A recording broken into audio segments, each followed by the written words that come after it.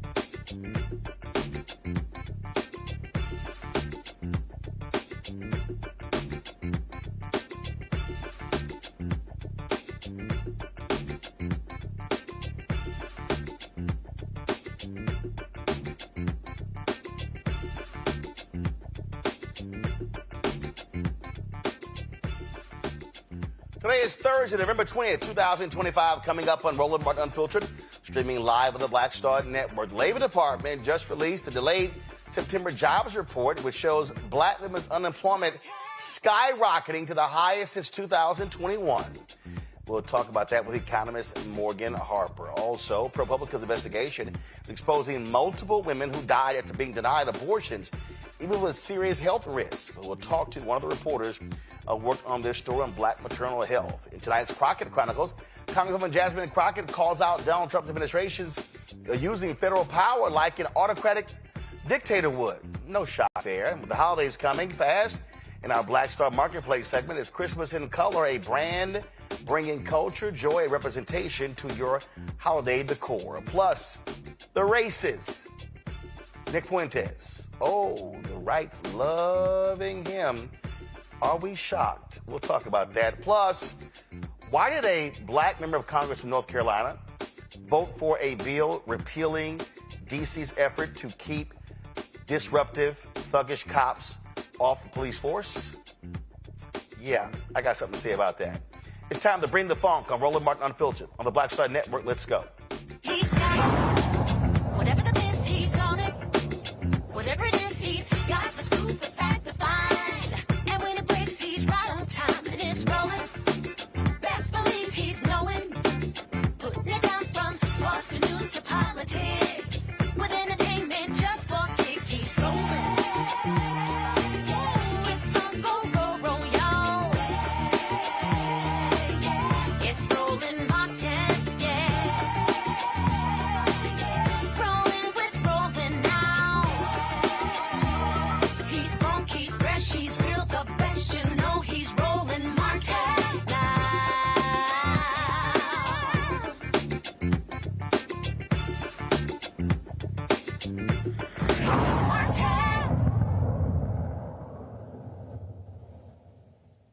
I remember a whole lot of quite loud and arrogant black folks and how amazing Donald Trump is going to be for the economy. Oh, they had lots to say until the actual facts come out. What do we see? This economy that he owns is in major trouble. That's right. The delayed September jobs report. Now, first of all, the White House is touting, oh my God, look at this, 119,000 jobs added. Look at this growth. Really? A significant increase from the 22,000 in August. But the overall unemployment rate went up to 4.4%. Black workers, the unemployment rate remains unchanged at 7.5%. Black men dropped several points to 6.6%, for black women increased to 7.5%, the highest since 2021. The delayed jobs report reveals a concerning trend, highlighting that black women are facing the most significant challenges in this economy. Morgan Harper is the Director of Policy and Advocacy at the American Economic Liberties Project. She's with us right now. Morgan, the White House is doing all they can to spin. But even Fox News is like, yeah, this sucks.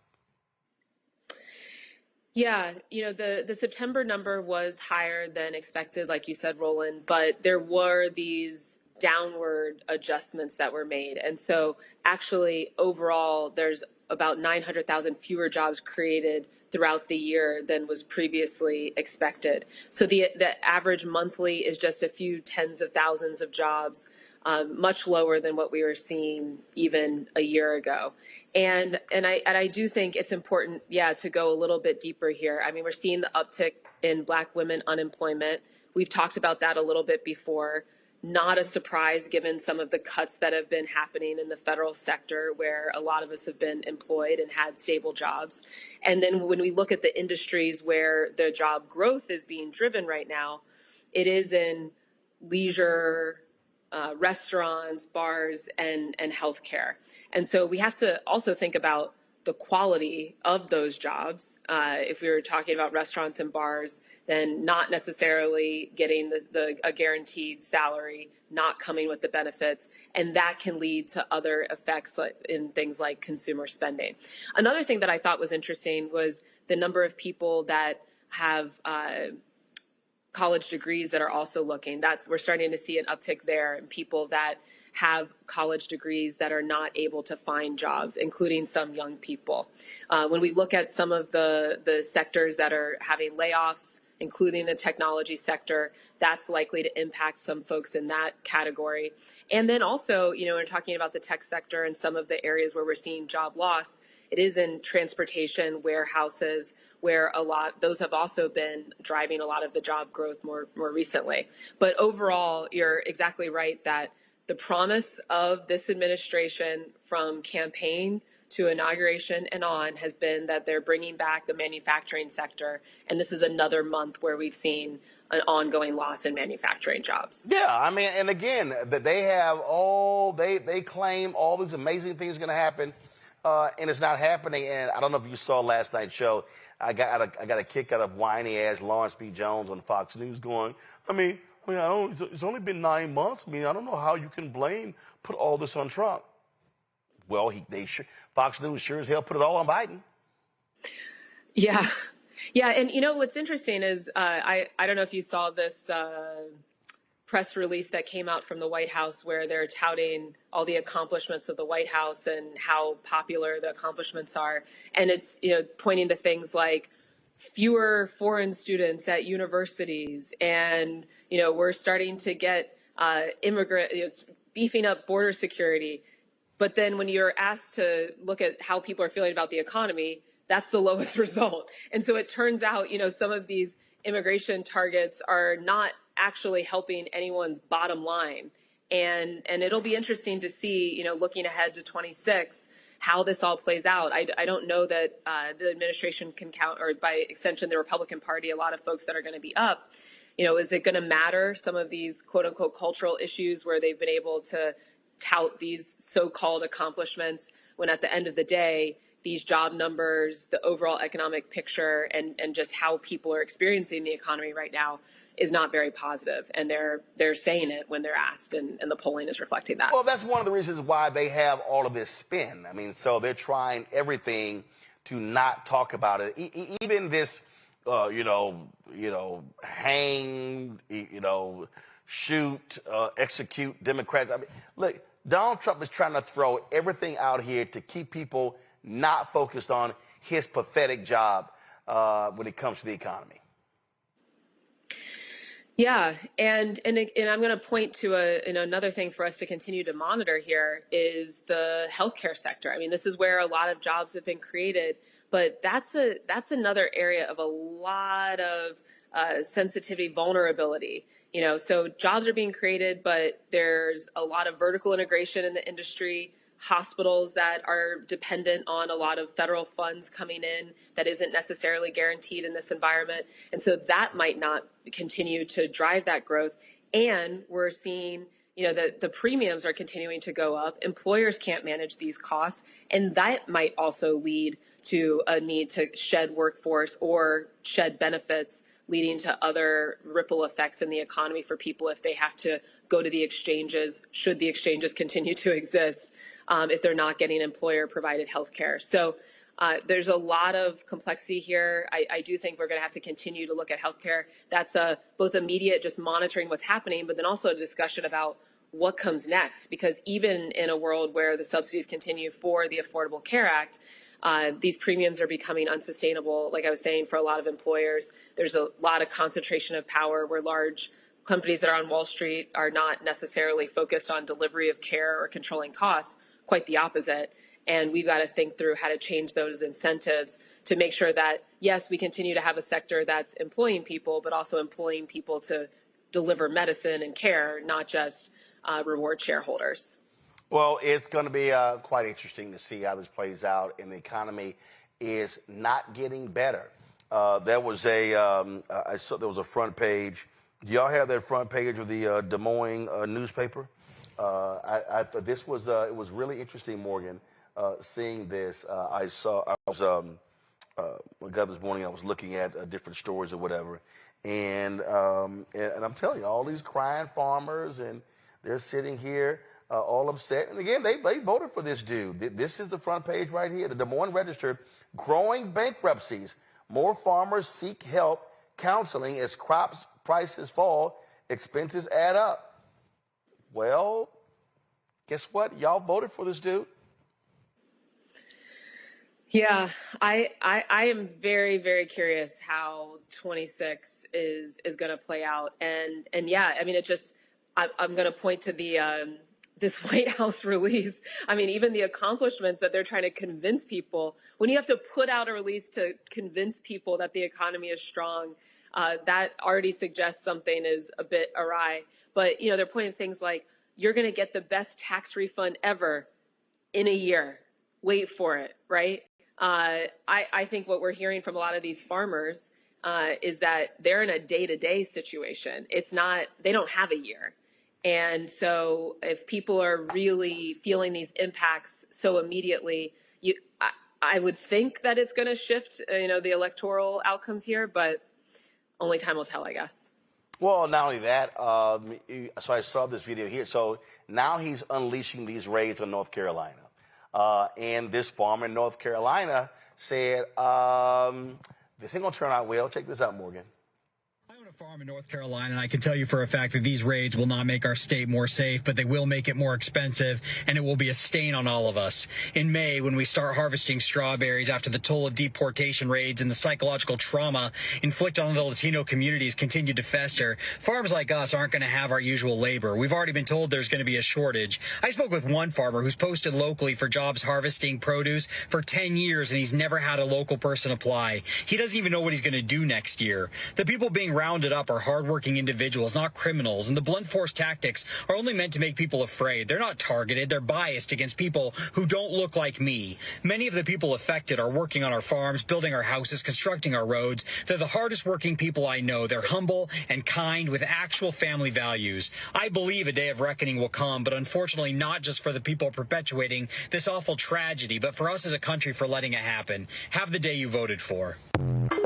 See, the thing right here, not only that, construction jobs, these farm jobs. And so all these folks, again, they love them some Trump. They can't stand immigrants.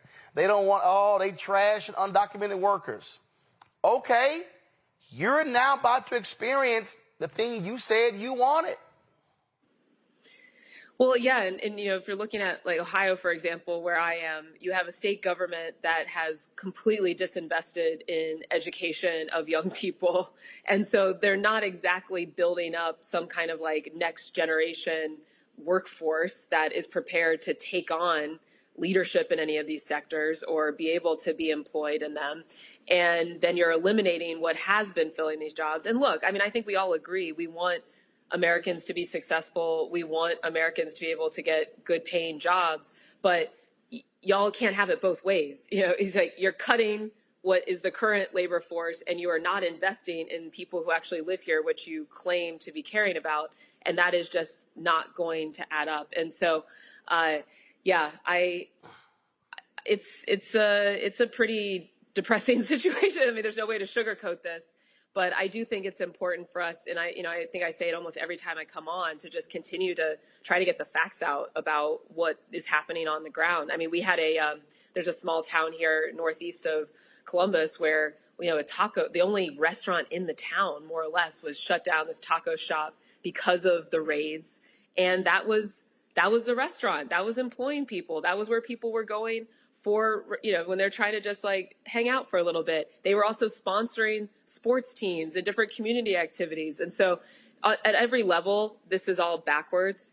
And I do hope that people will kind of make these connections quickly as we look ahead to next year. All right, Morgan, Harper, always a pleasure. We appreciate it. Thanks a lot. Good to see you. Going to a quick break. We'll come back with my panel right here, Roland Martin Unfiltered on the Black Star Network. Said the quiet part out loud. Black votes are a threat, so they erased them. After the Supreme Court gutted the Voting Rights Act in 2013, Republican legislatures moved fast. New voter ID laws, polling place shutdowns, purges of black voters from the rolls.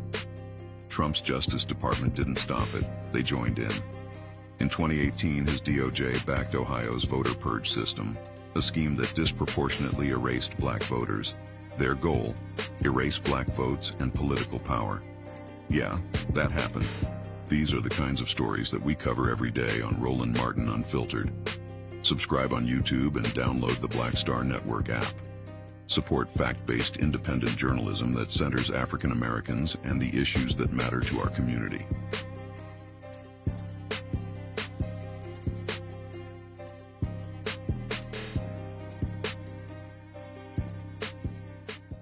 Carl Payne pretending to be Roland Martin. Holla! You ain't got to wear black and gold every damn place, okay? Ooh, I'm an alpha, yay! All right, you're 58 years old. It's over. And you are now watching Roland Martin Unfiltered. Uncut, unplugged, and undamn believable.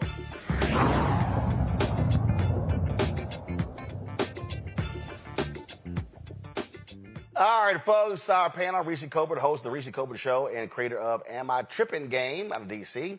Of course, she's on Sirius XM Radio. We have Dr. Greg.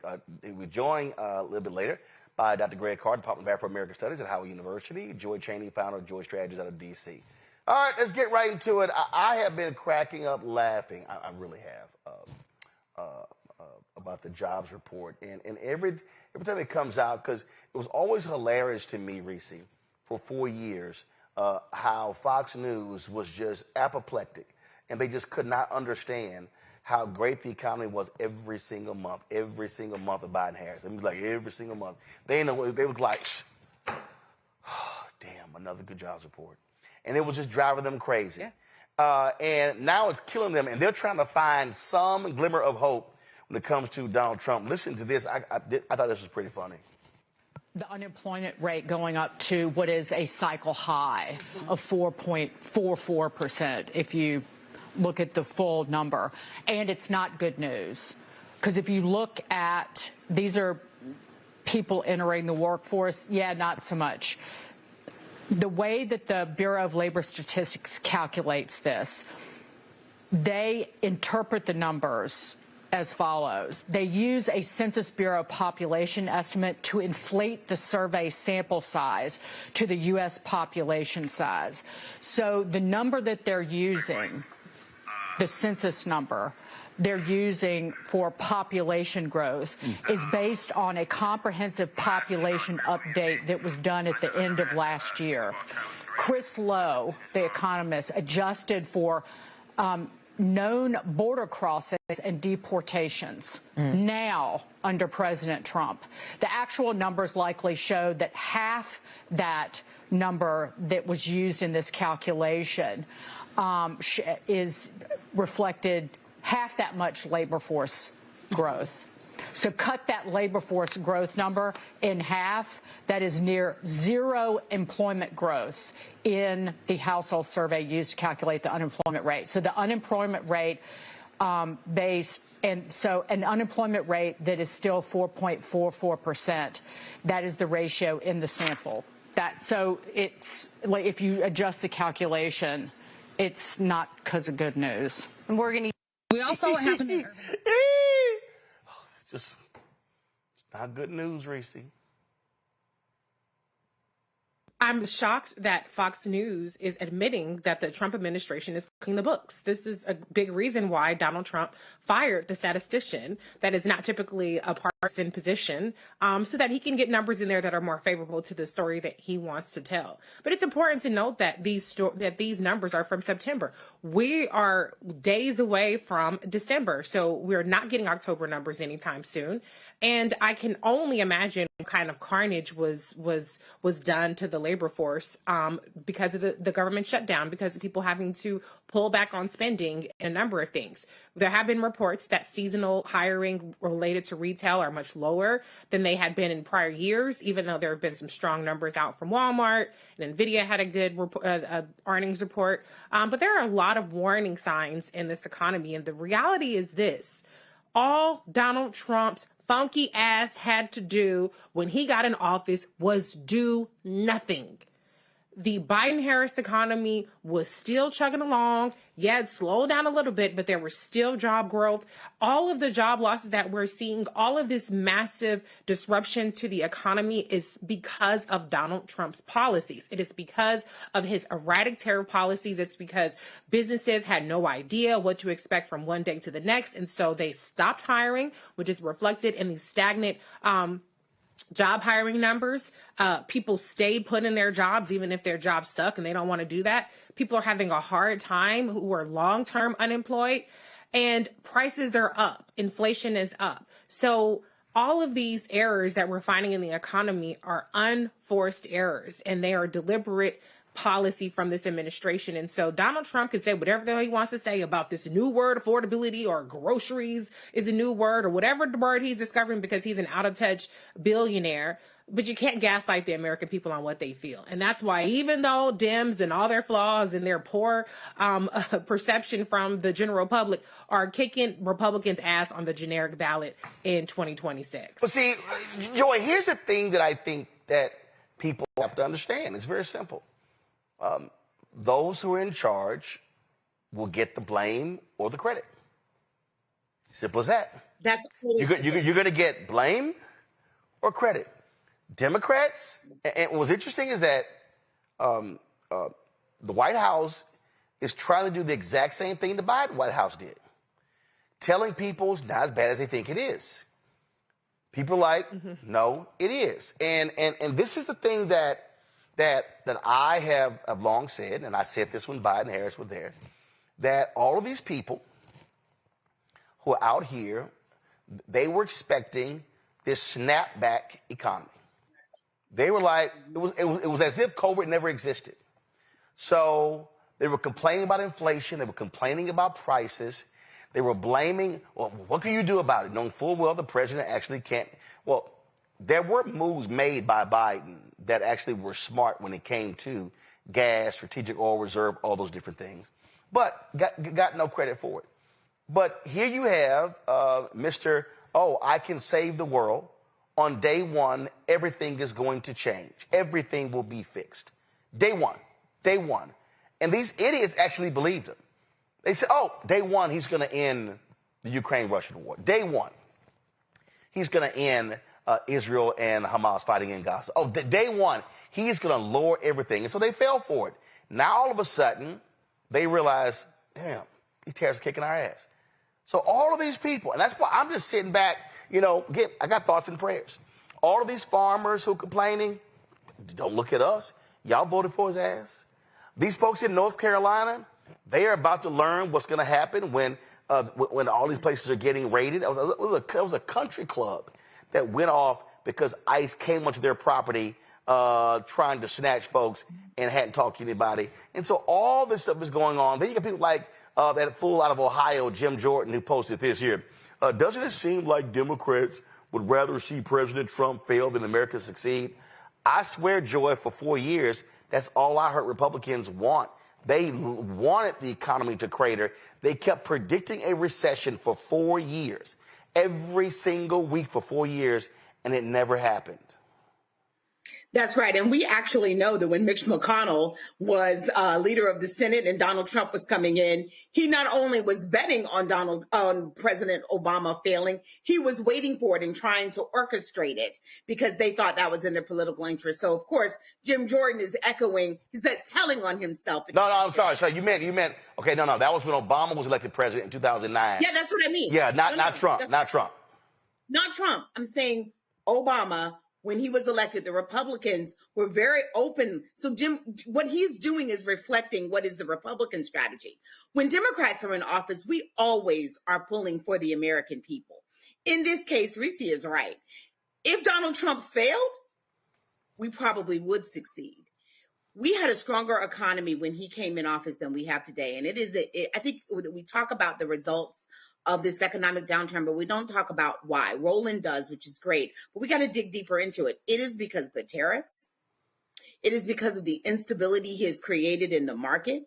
It is because of his attack on things that are actually good for bottom lines that including everyone in the economy.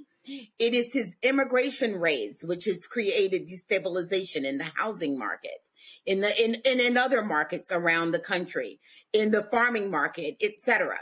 It is his deals with other countries, going back to the tariffs, that have actually hurt American farmers. All of those things are hurting American people at a time, to be clear, where costs are going up.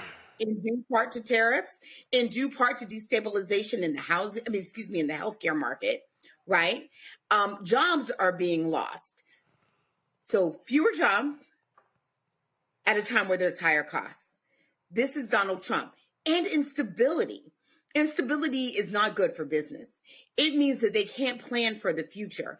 And Reese is right. We're talking about hearing what happened in September. There's a lag. The government shutdown is going to have a significant impact on the economy in October and November. So we can anticipate that there will be economic downturn during those months. But it won't simply be because of the shutdown. Well, I love this, Reese. Well, Trump has lowered, Thanksgiving dinner by about 30 cents.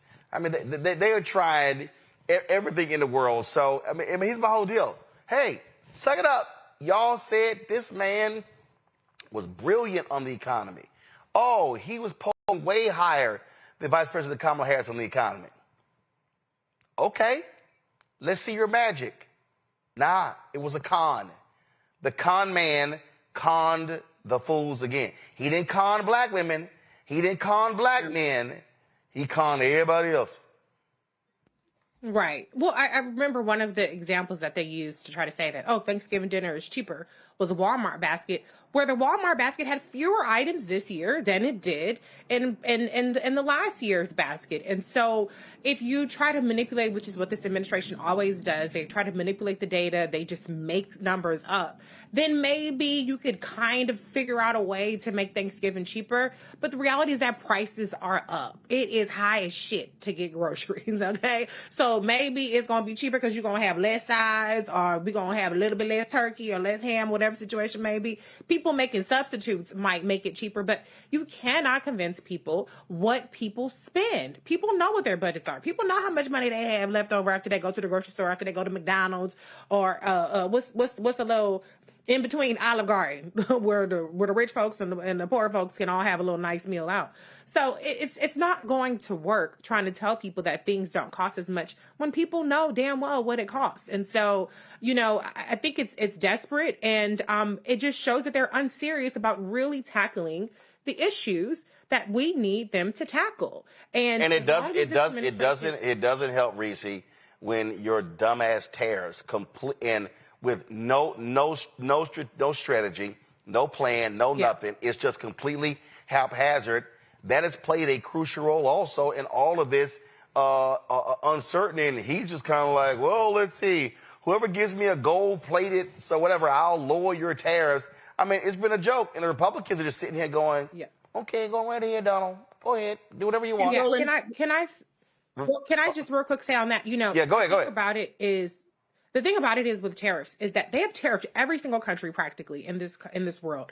So when you're talking about raw goods that we import, when you talk about even things such as aluminum, every part of the products that we pay for in grocery stores have some sort of imported piece in it. And the price of all those things has gone up. And so what we've seen people like Procter & Gamble and other companies say, sure, we may not raise the price, but we will change the formulations on things, or we'll change how much quantity you get within the same packaging, or we'll change the packaging that you're getting for the same price.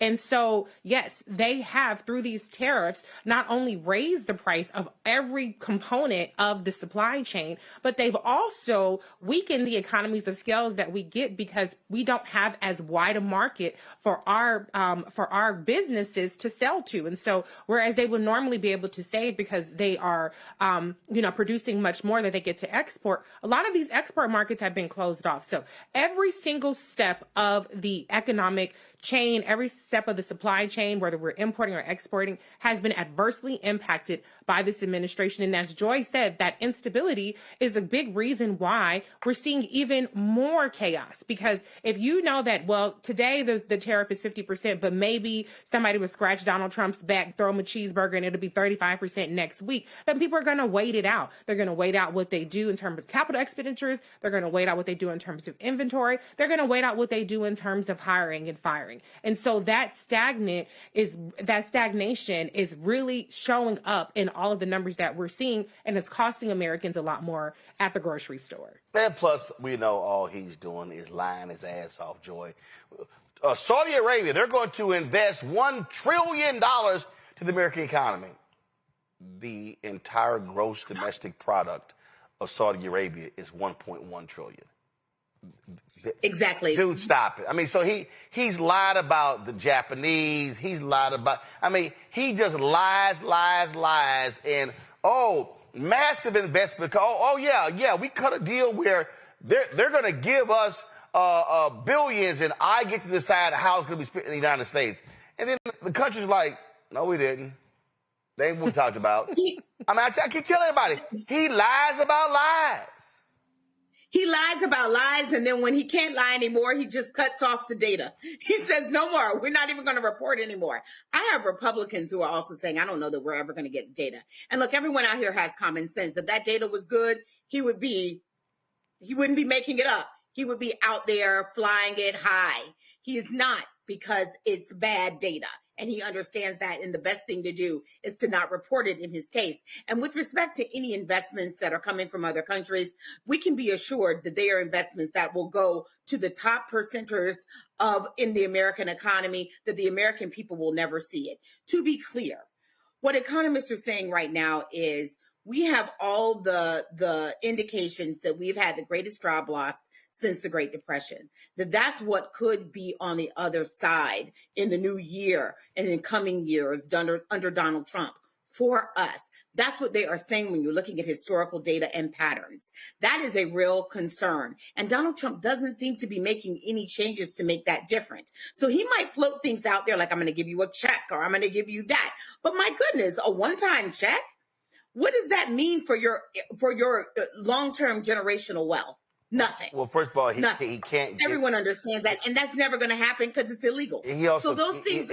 He also can't give you a check because that has to be passed by Congress. He just can't on his own say, I'm going to send out $2,000 checks.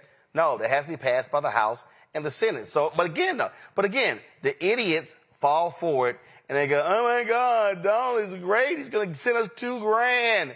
No, he's not. No, it's not because y'all fall for the okie doke. And I'm telling you, all I'm doing as every day progresses. What did I say back in January? I said people have to FAFO, and so they have to learn the hard way. What did I say? They're going to have to experience maximum pain to then realize, oh my God, what was I thinking?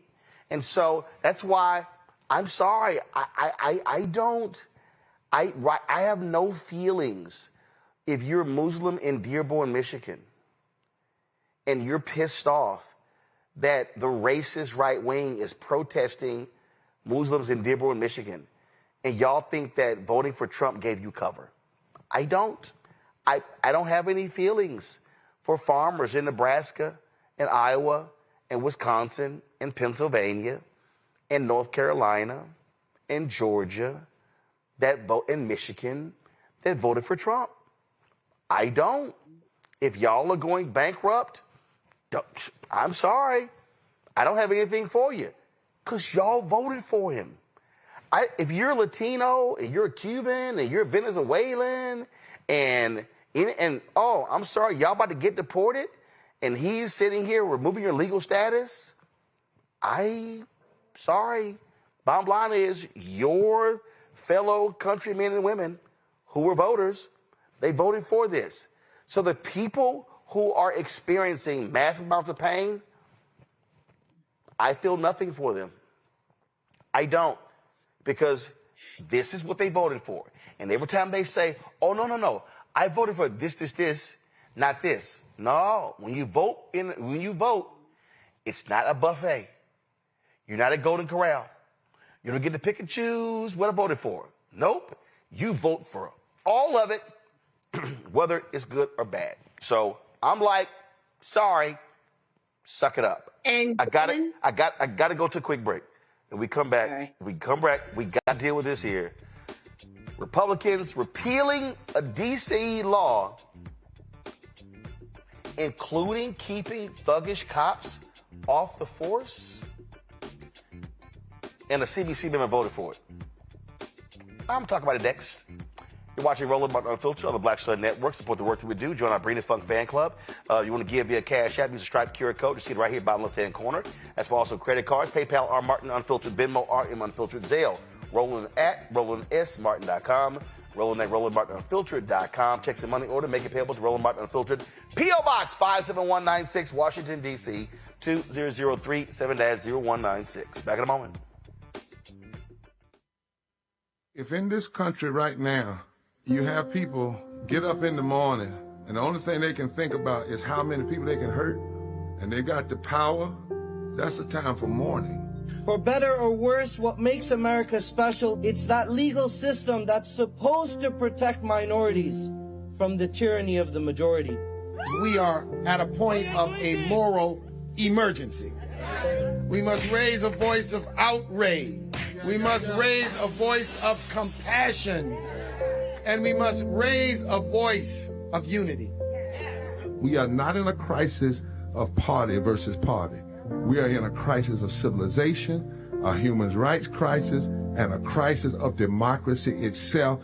And guess what? You've been chosen to make sure that those that would destroy, those that would hate, don't have the final say, and they don't ultimately win. Hello, I'm Paula J. Parker. Truly proud of the Proud Family, louder and prouder on Disney+. And you're watching Roland Martin Unfiltered.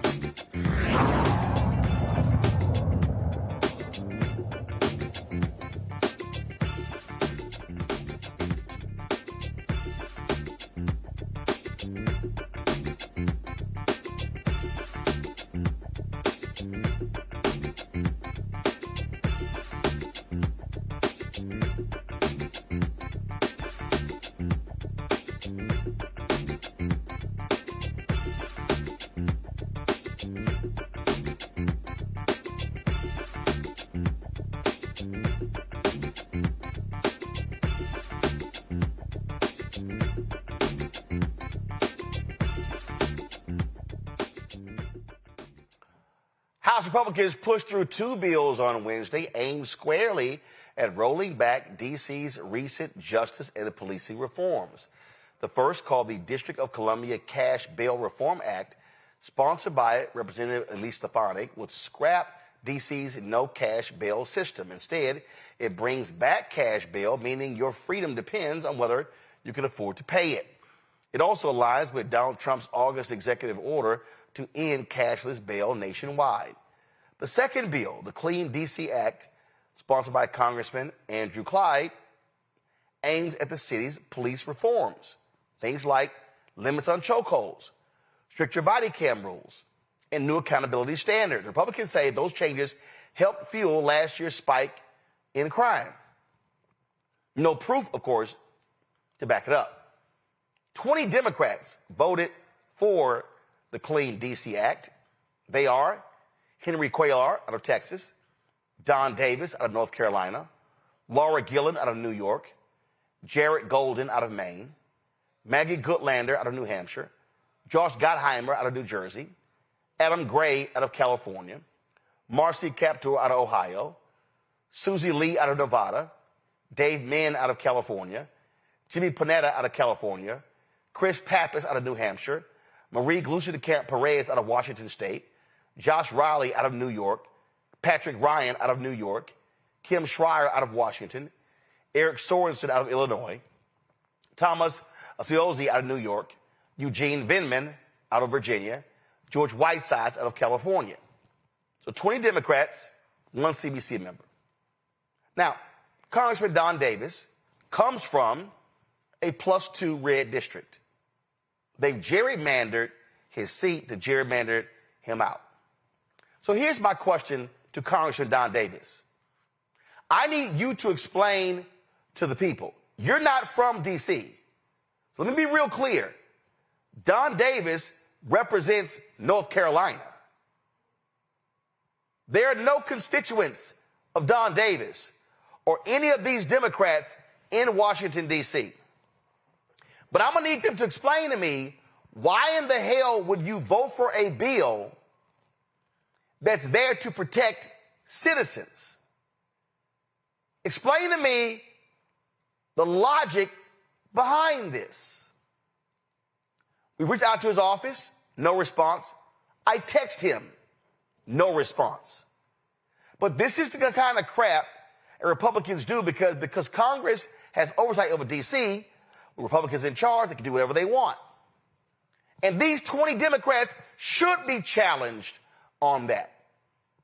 These 20 Democrats should be challenged on, y'all like chokeholds? Are y'all saying that you don't want body cams? Are you saying that you don't like accountability? But it's amazing. No answer. Oh, I'm going to keep texting him, and I'm going to call him. Because that's shameful and despicable.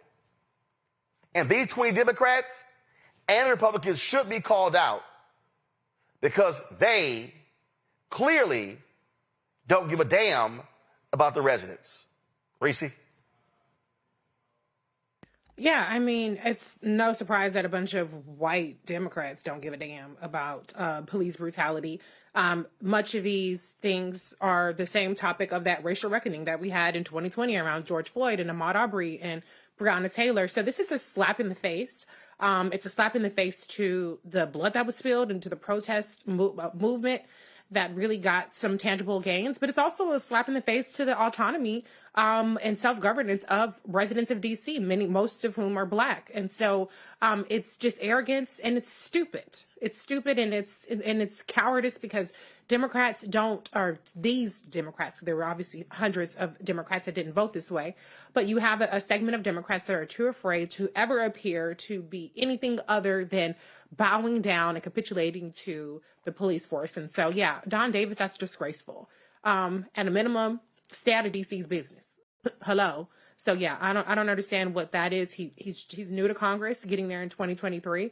So I don't have the ability to say he's a hypocrite for any kind of George Floyd justice and policing activity, but it's definitely disgraceful, and I'm glad you're calling it out, Roland. Well, it deserves to be called out because, again, the whole point here is how do you have police accountability? And what these 20 Democrats and Republicans are saying is, oh, yeah, we don't want any accountability of police in D.C. That's what they're saying, Joy, pure and simple. That is what they're saying. What they're also saying is that their constituencies want to see law and order, and they can't do anything about it on their local streets because, of course, a member of Congress doesn't control local policing policy. So they're going to do it by proxy, beating up on the people of Washington, D.C., interfering with their ability to engage in home rule. I have a friend on that list. I was surprised to see him, so apologies for being taken aback. I will be reaching out to that friend to say, WTF, please explain your vote. And of course, I'm a former staffer. I don't, I'm not going to, say that there can't be some reason why they would have voted for them. But my guess is that they think that if they can capitulate, they don't really support this bill, but they feel like if they can be on the record that somehow that's going to endear them to their constituents. Guys, it'll never work. First of all, it's an easy answer. It's an easy answer. If you get criticized, say, I don't represent Washington, D.C. Exactly. That's all you got to say. The answer is, if you pull this up again. Y'all, look at the people who voted for it. I'm going to read, where are they from? Texas, North Carolina, New York State, California, Maine, New Hampshire, New Jersey, California, Ohio, Nevada, California, New Hampshire, Washington State, New York State, Washington State, Illinois, New York State, Vindman, out of Virginia, California. The answer is real simple. Those are not my constituents. I don't represent them.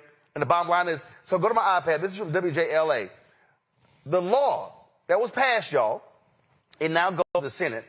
It bans the law that was passed by D.C., banned the use of chokeholds, amended access requirements for body-worn camera footage, added additional guidelines to the use of force review board, prohibited officers from reviewing body-worn camera recordings to assist in initial report writing, and prohibits negotiating discipline in its collective bargaining rules. These 20 Democrats, including Joy's friend and CDC member Don Davis, they voted to repeal that law. So what they're saying is they don't like any of these things for Washington, D.C. That's right. And I mean, and can I add too that hold on. Joy finished, then Reese, go. Oh, okay. Yeah, I mean, the other thing I think that's important to note is it's not authentic. My guess is that none of these Democrats necessarily support this bill because, one, they don't know anything about DC. It really doesn't have anything to do with them. And so what their constituents have been signaled is that these are weak Democrats. They are 2 week. What won 2 weeks ago or 3 weeks ago now is authentic Democrats. They were all different, but they were all authentically themselves, and they stood up for what they believed in.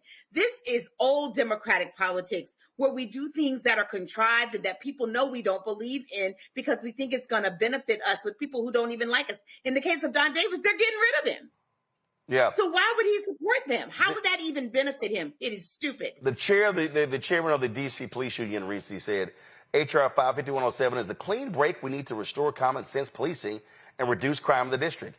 Passing H.R. 5107 isn't about politics.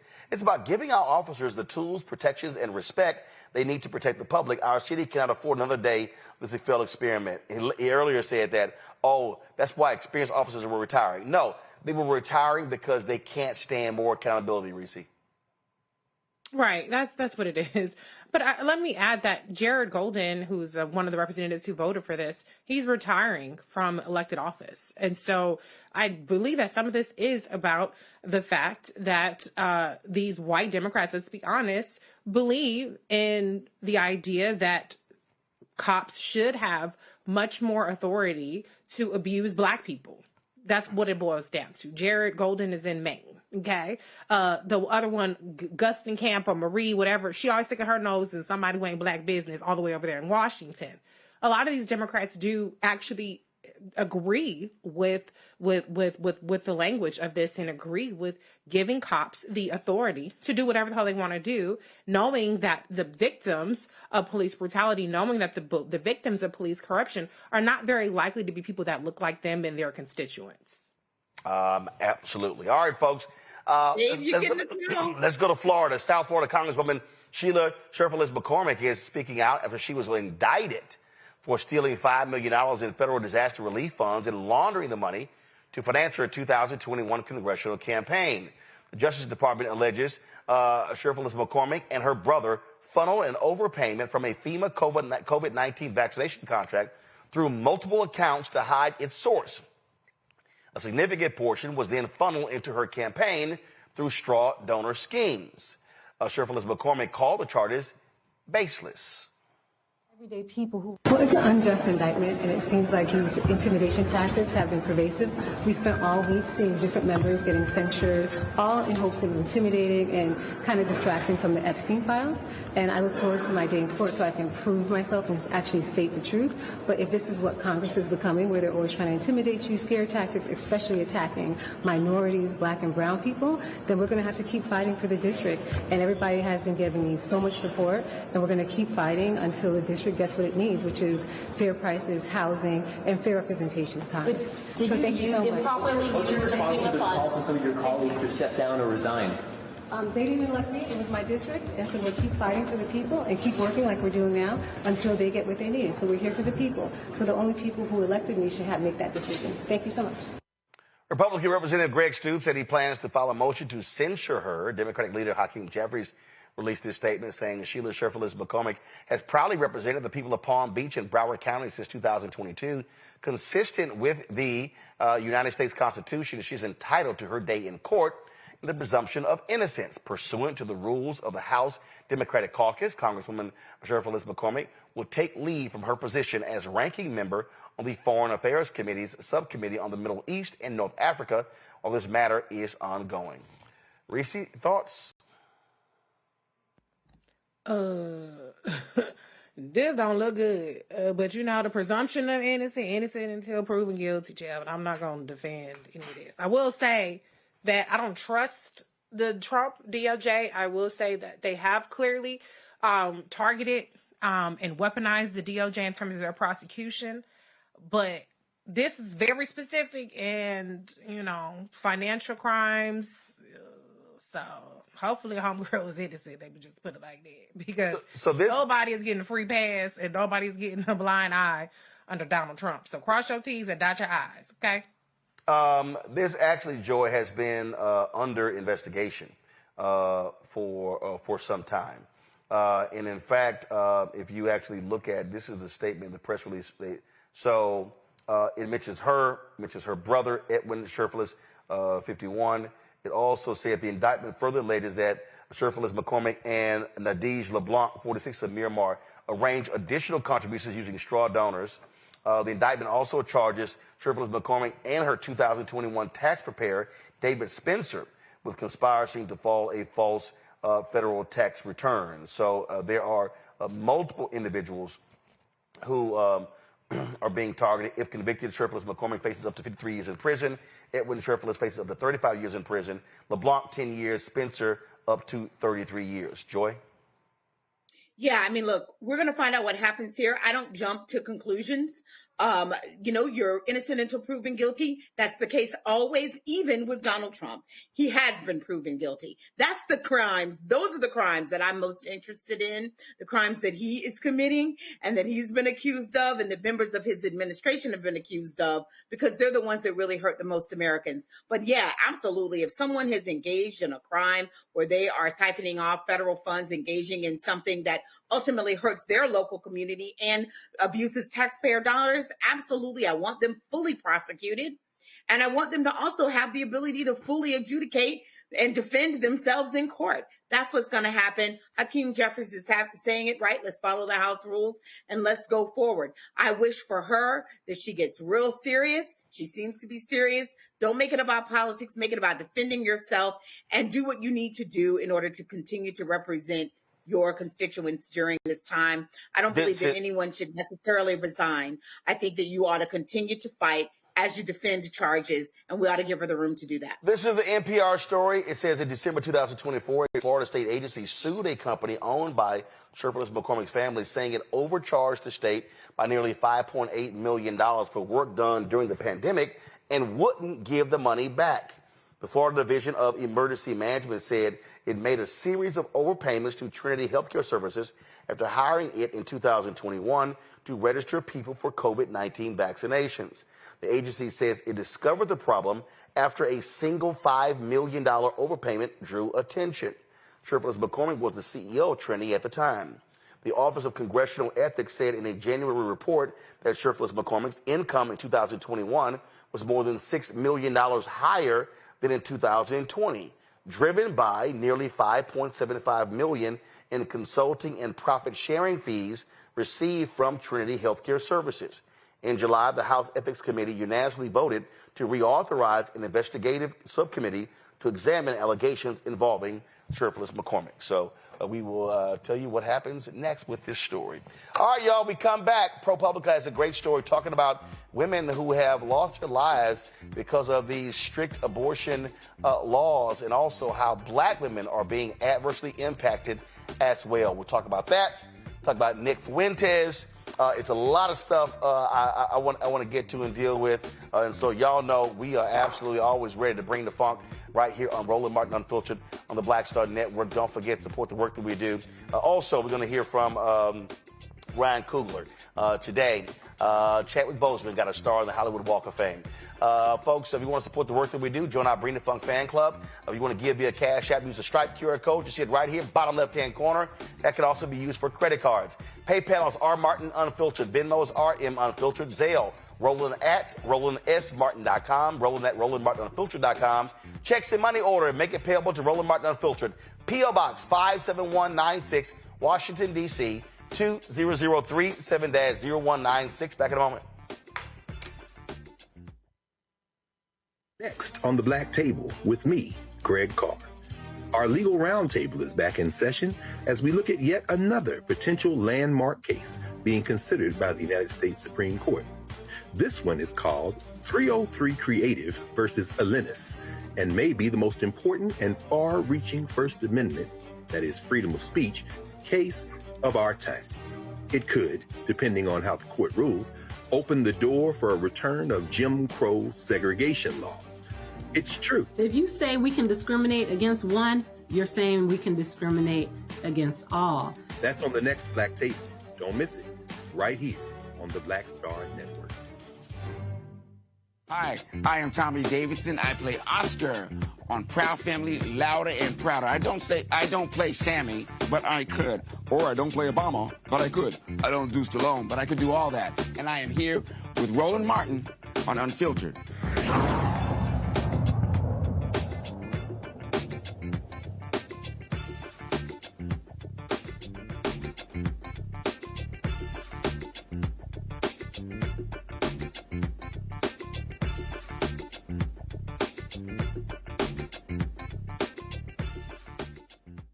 This week we had two stories about black women who were pregnant and turned away at a hospital after being mistreated by hospital staff. Good news, both mothers and their babies are alive and healthy so far. However, that is not the case. ProPublica has published an article detailing the disparities in black maternal health, highlighting stories of black mothers who did not survive. One tragic example, 37-year-old Tiara Walker from Texas, who died 20 weeks pregnant after doctors refused to provide her with an abortion despite severe health risk. ProPublica reporter Kavita Sumrana joins us now to discuss this investigation. Glad to have you on the show, Kavita. What did y'all find out? Thank you for having me. Well, I think the most important thing to know about this particular story is looking into that the fact that abortion bans in the United States don't have real health exceptions for the kinds of risks that women routinely face in pregnancy. And this case really shows that. Tiara Walker, who lived in San Antonio, she was 37, a dental assistant with a 14-year-old son, spent much of her pregnancy in the hospital. She had skyrocketing blood pressure, diabetes, then she developed a seizure disorder and blood clots, and she entered her pregnancy sick, and she got sicker as it went on, as doctors expected. But despite that, and despite asking if an abortion would protect her health, she was never offered that option, her family says, who spent much of the time in the hospital with her, and her records show as well, which we reviewed in depth with more than a dozen maternal health experts across the country. And when you look at how much time she spent in the hospital and see that at least 90 doctors were involved in her care, I really think it points out to how these laws have changed women's health care in Texas and other parts of the country. And because we know that there's a maternal mortality crisis, a maternal death crisis in the United States already before this, and that has fallen hardest on the Black community because of longstanding issues in both, healthcare systems and socioeconomic factors and racial discrimination in the healthcare system, that these laws just worsen that. And this was exactly what many of us said was going to happen. And part of the problem is that you have doctors who are so concerned because they don't know what the hell to do, threats to take their license. And so many folks say, you know what, we're not going to do anything. Yes, in this case, we tried to reach out to some of the doctors involved in key parts of her care. We reached out to the hospital and none of them would talk to us, but we have been doing this reporting for years now. We've talked to more than 100 OBGYNs across the country. We've written about specific cases where the doctors did describe how they were confused by the law, that a patient in front of them had a very serious life-threatening condition, but their legal teams weren't allowing them or supporting them to provide care. Sometimes what happens too is you have to remember it's not just one doctor making a decision on a case.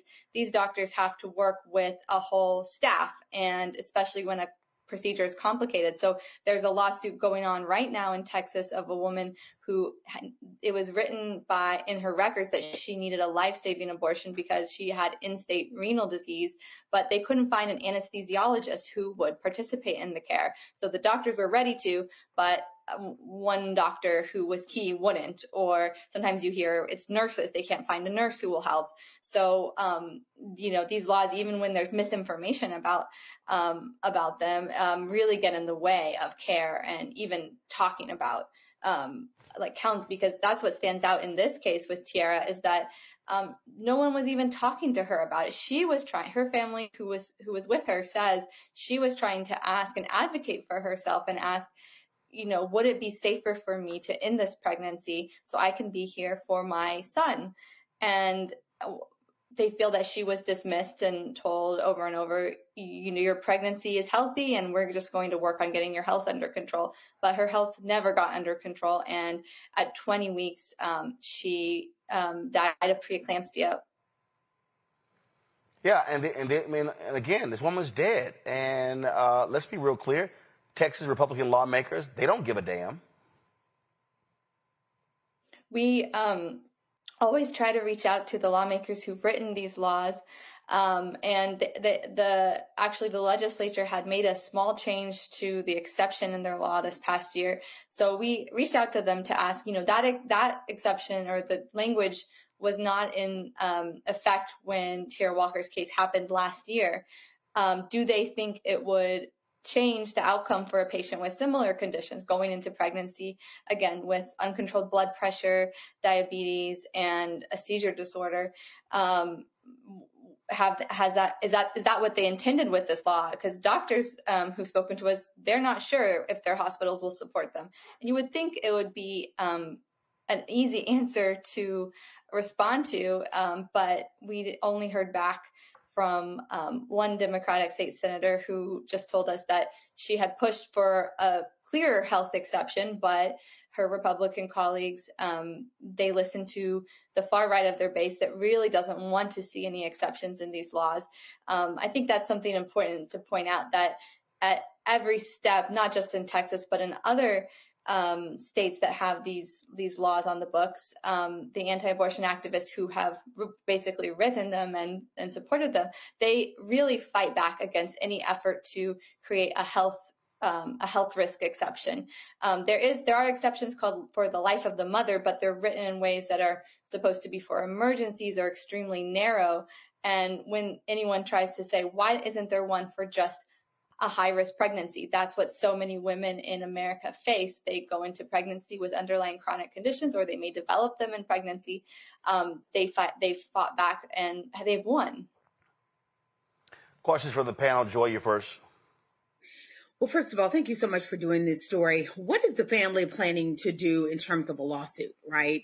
Are they going to sue? Because the counterbalance here has to be malpractice suits that are levied against these doctors and the healthcare professionals in the hospital to make them give pause to say, look, not only are there these laws, but our hospital might shut down because of the lawsuits and the legal fees that we might have to pay because of these decisions, so that they will put pressure on their elected officials to create exceptions that protect them and their patients. That's what we'll be watching. The family wants justice. They want accountability. And they've engaged a lawyer who is looking into filing a lawsuit and what kind of legal remedies there can be. Because one thing people don't think about is that there's often, in Texas, I don't know all the specifics, but the lawyer that they're working with did tell me that there's extremely strong protections for emergency room doctors. It's a very high bar. So sometimes even when something, a wrongdoing has clearly happened, it can be very hard to sue. But they're going to try, and they're also, there's other remedies. I think if the state legislature cared, they could, a legislator could file a complaint with the Texas Medical Board to have them look into this case and get more clarity. So that's something we'll be watching. I do know that there's a number of malpractice cases that are starting to be filed in Texas, and it will raise the question of, have these hospitals been too afraid of their felony charge that is a theoretical charge from the state, and not worried enough about their patients and the malpractice that they could become liable for. That's right.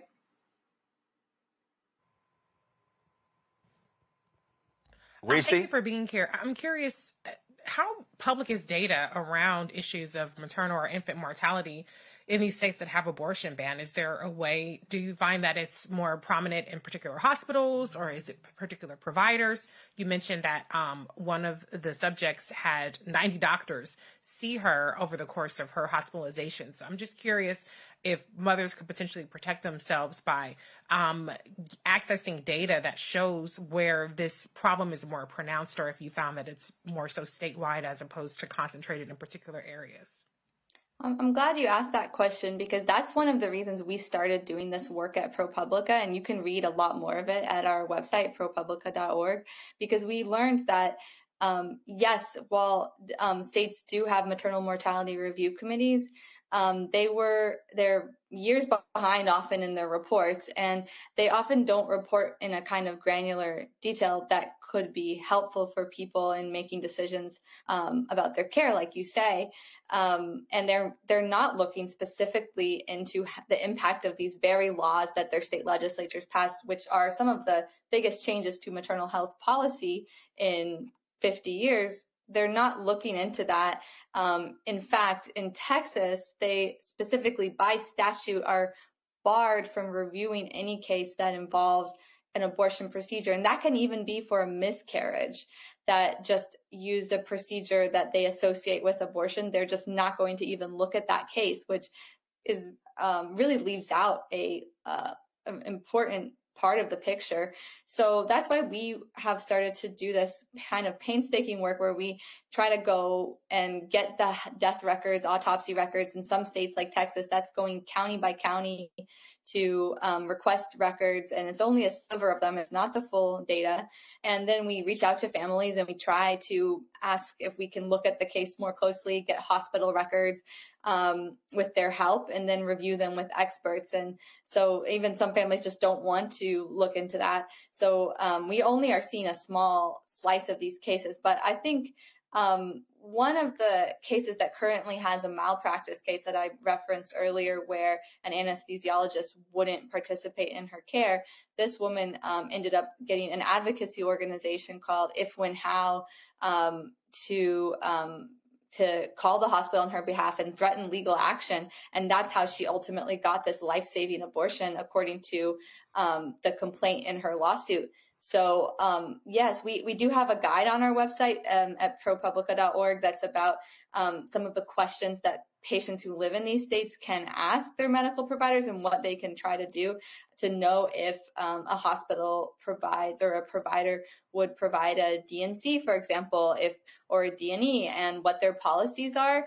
But it puts so much on the patient to have to try to coordinate their own care that is a really unfair outcome of this law. And I think the most chilling thing I've heard from some doctors when I've tried to ask them, what advice would you give a patient if they're pregnant and they're not sure if the hospital will provide them care if they end up having complications in pregnancy, and what can they do? What can they say? They've told me it's very, bluntly, that they would tell them to go to a different state, which is just not an answer for a lot of people. Tiara Walker was in the hospital for most of her pregnancy. So the idea of even, beyond financially, but just her medical condition to go and continue her pregnancy in another state or end her pregnancy in another state was really out of reach. All right, then. Folks, this is the story right here.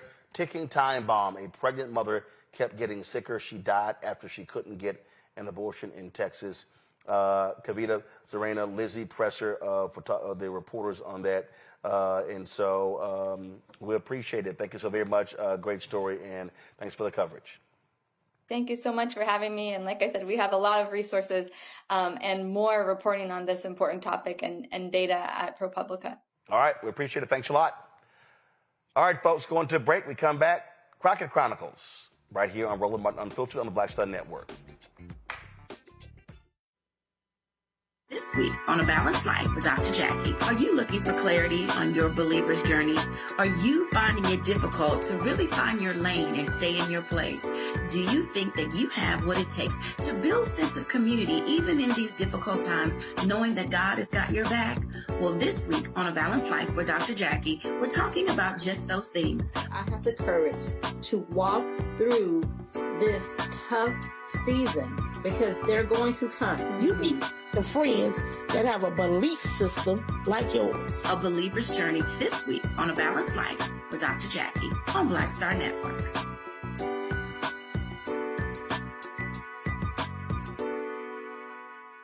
This week on The Other Side of Change. Book bans, anti-intellectualism, and Trump's continued war on wisdom. This is a coordinated backlash to progress. At the end of the day, conservatives realized that they couldn't win a debate on facts. They started using our language against us, right? Remember when we were all woke and the woke movement and all that kind of stuff?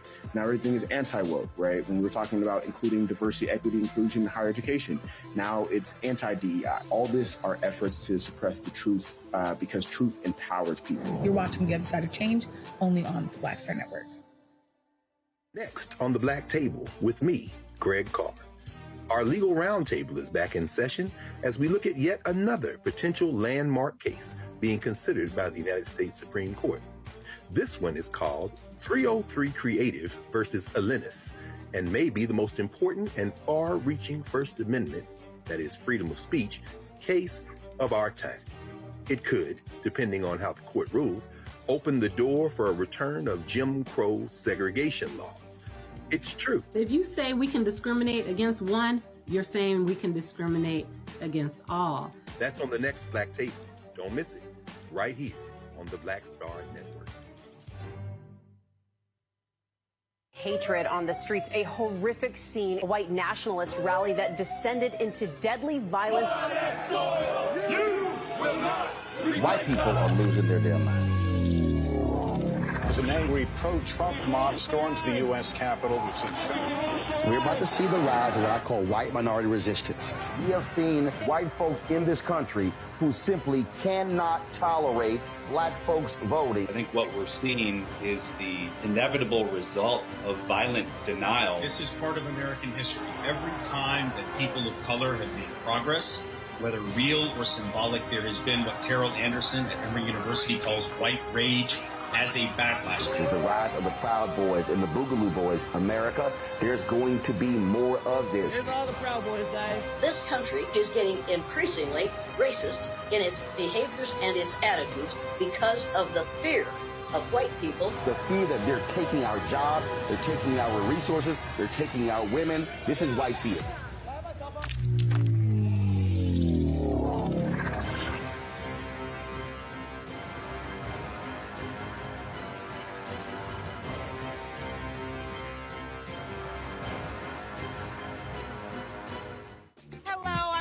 Mitchell, a news anchor at Fox 5 DC. Hey, what's up? It's Tammy Roman, and you are watching Roland Martin Unfiltered.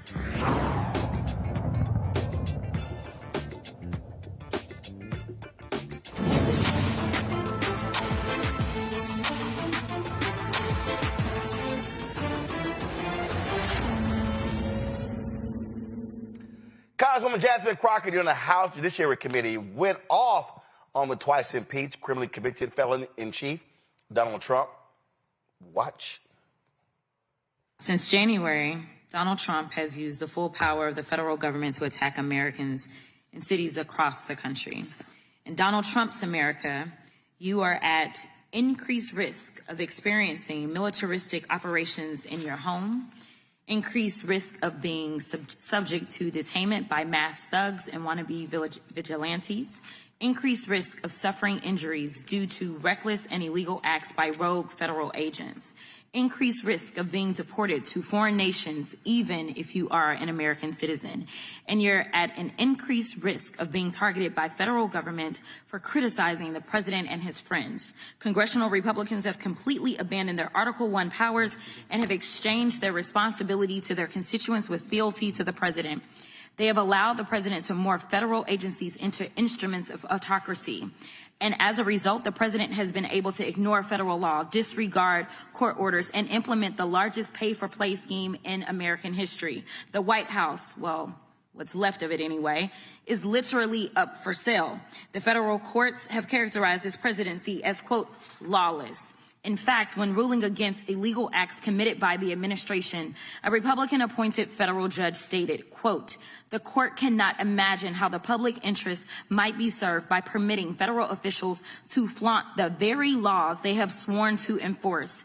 In a separate case where the administration was sued for unlawful acts, the judge, also a Republican appointee, stated, quote, "Allowing constitutional rights to be dependent upon the grace of the executive branch would be a dereliction of duty by this third and independent branch of government and would be against the public interest." But in another case, the court summed it up perfectly by declaring, quote, "As is becoming far too common, we are confronted again with the efforts of the executive branch to set aside the rule of law in pursuit of its own goals." Judiciary Committee Republicans have been completely complicit in this corruption. But since they're so interested in restoring law and order, I have a couple of suggestions on where they can start. Number one, this is the President of the United States standing beside his best friend, Jeffrey Epstein. As we all know, Mr. Epstein is one of the most notorious sexual predators in American history. For 8 weeks, the Republicans on this committee have chosen to protect these two men instead of providing justice to Mr. Epstein's victims. Now the administration is panicking. First, they campaigned on releasing the Epstein files. Then AG Bondi and Associates did a photo op with the files. And she said, and I quote, "The Epstein list is on my desk." Then somehow the Epstein list didn't exist. Then the Epstein files became a Democratic hoax. Now the president is supposedly supportive of releasing the files, even though he's currently ignoring a congressional subpoena to do so. Now the president is simply crashing out. And it's because he can't seem to explain his special decades-long relationship with one of the most prominent sexual predators in American history. It's already public that he's in the Epstein files, but his administration is hiding the context of his involvement, if any, with Mr. Epstein's horrific crimes. Now, this is Miss Ghislaine Maxwell. Miss Maxwell, who obviously helped Jeffrey Epstein traffic more than 1,000 women and girls, well, Donald Trump is now giving her special treatment while she's serving out her prison sentence. He won't even rule out giving her a pardon or commuting her sentence. I don't need to explain why pardoning sex traffickers wouldn't be restoring law and order. Now, this is Secretary of Homeland Security, Kristi Noem. Not only has Secretary Noem been busy filming propaganda ads, she's also been busy cashing in on millions of taxpayer dollars. In fact, Secretary Noem has funneled millions of dollars to a company called the Strategy Group. The Strategy Group helped Secretary Noem win her campaign to become the governor of South Dakota. Corey Lewandowski, her top policy advisor, has worked with the firm. And the company's CEO is married to Secretary Noem's chief spokesperson, Mrs. Tricia McLaughlin. This is what corruption looks like. They're stealing money from the American people's pockets and depositing it into their bank accounts. Now we move on to yet somebody else. This is the so-called border czar, Tom Homan. Mr. Homan is on tape accepting $50,000 in cash bribes stuffed in a brown paper bag from an undercover FBI agent. Apparently, Mr. Homan accepted these bribes in exchange for awarding federal contracts to his friends. Trump's Department of Justice killed the investigation into Mr. Homan's crimes, and congressional Republicans didn't say a mumbling word. Lastly, this is insurrectionist and Nazi sympathizer Ed Martin. It appears that Mr. Martin is functioning as the Associate Deputy Attorney General, Pardon Attorney, Director of the Fake Weaponization Working Group, and Special Attorney for Mortgage Fraud.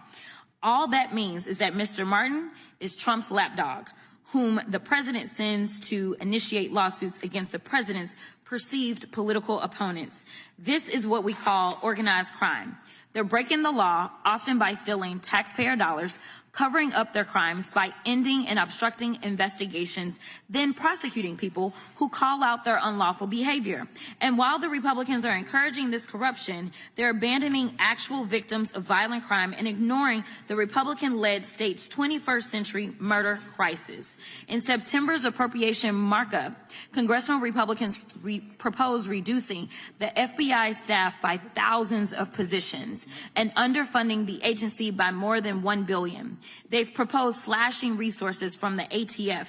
They've proposed cutting grants for juvenile justice programs and hate crimes and eliminating the community violence intervention and prevention grants. They're literally defunding the police. So no matter what they say at today's hearing, congressional Republicans have proven that they are not investing in keeping American communities safe from violent crime. Mr. Chairman, I yield back. You know, it's hilarious sitting there listening to Congresswoman Crockett talk about corruption, Reese. And Dan Bongino, you know, the one who got a pass when it came to being vetted, he actually put this tweet out today. Public corruption will not be tolerated. Come on, go see the tweet. Come on. Public corruption will not be tolerated. Reese, I'm laughing because Donald Trump has pardoned a number of people who were convicted of public corruption. So I'm like, it ain't no shock they let Tom Homan off the hook for taking that 50 grand. Donald Trump is a convicted felon. Let's also remind people that. So he is the epitome of corruption. He's been civilly also convicted in order to pay tens of millions of dollars for fraudulent business activities. So he is the epitome of corrupt. And as Congresswoman Crockett pointed out, I mean, it's like a mob boss. This is a shakedown half the time.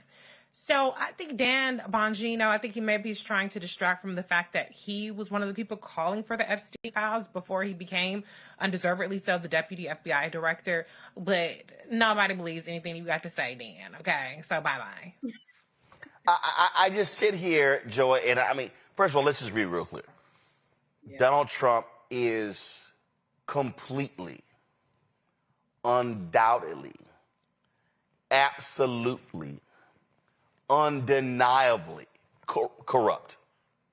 Mm-hmm. He is. I mean, so they are pimping the White House. This is like telling, hey, Bonnie and Clyde, we're going to hire y'all to be a bank manager. I mean, that's easy for them. Like, that's literally, I mean, what these fools are doing, the selling of access, the pimping, the deals being cut. You can buy this dude off. There is no announcement. There is no announcement made out of his mouth where I don't instantly think he got a check. Somebody paid him. Mm-hmm. He is selling pardons. I don't give a damn what. Yeah. He's selling pardons. He's absolutely selling pardons. And then when he can't sell it, he just doesn't prosecute at all. He undoes things that were already in progress for his friends. And then when they point it out, they say, you know what, this person invested in your company, or this person has a personal relationship with someone who has a financial interest in your company. He says, oh, well, a lot of people like them, as if that's a legal standard. This man is corrupt. Birds of a feather flock together. And, you know, I was listening like, why is he just being so open about it? I personally think he's being open about it because it serves two purposes. One, it lines his pockets. But the other thing is it distracts us all, right? So now we have to talk about it, and we should, right? But it hides whatever else corrupt he's doing down the line. Moreover, I think just things aren't working together on policy. The economy, as we began the show, the economy is doing poorly.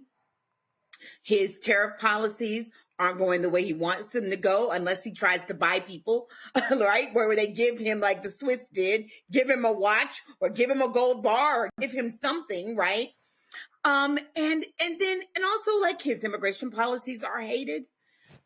All around, he's seeing failure after failure. Governing is harder than it's ever been. And his foreign policies are not the success that he purports them to be. And so he's going back to what he knows. Well, what he knows is the grift. Look, he wants to be a dictator. He desperately wants to be a dictator. Now federal judges ruled that, yes, his order to have National Guard in D.C. was unlawful. More federal judges are ruling against him. And so this is somebody who is absolutely, beyond a doubt, idiotic. And we're seeing what happens when you put someone who has no morals, no values, no principles, no ethics in a position of authority. Greg Carr joins us right now. And Greg, what Congresswoman Crockett laid out, we're dealing with a dictator. We're dealing with somebody who loves dictators, and we're dealing with a thug. He is the thug in chief. He is a corrupt thug. That's who Donald Trump is. And MAGA, for every day they suck up to him, all they're simply doing is just lining his pockets, and he don't give a damn about none of they broke asses. None. He does not, brother. He does not. And forgive me for being late and for the lighting. I'm here in Philadelphia, the Black Male Educator convening. A room, 1,000 educators from all over the country, mostly black men. And if I got stopped one time, I got stopped 300 times today to tell you that the Black Star Network must succeed, and all these people watching. So someone went back to the hotel rooms and watched that. I had to give you that message first of all. I appreciate it. Anyway, but yes, Congresswoman Crockett is really showing the way. Keep your foot on his neck. As you've been laying out now for months, and certainly we're seeing it now. I think he may have peaked.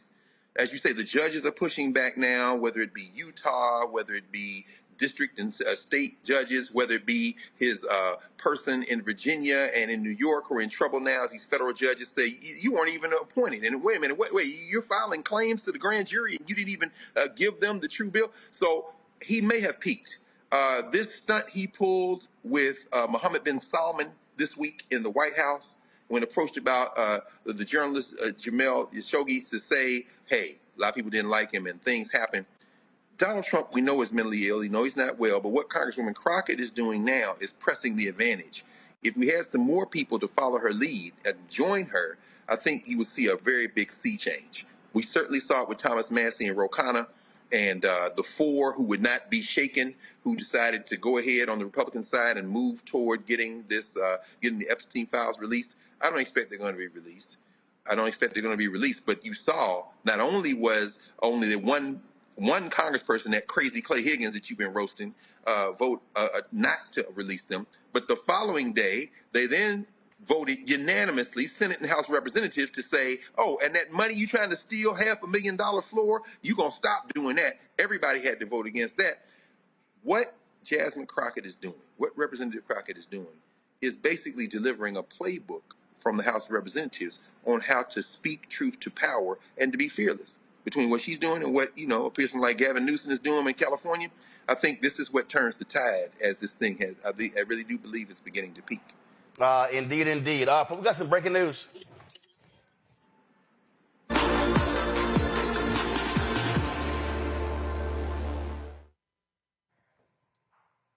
Fugees rapper Pras Michel, 14 years in federal prison. He was sentenced today in a court in D.C. This is Associated Press story right here.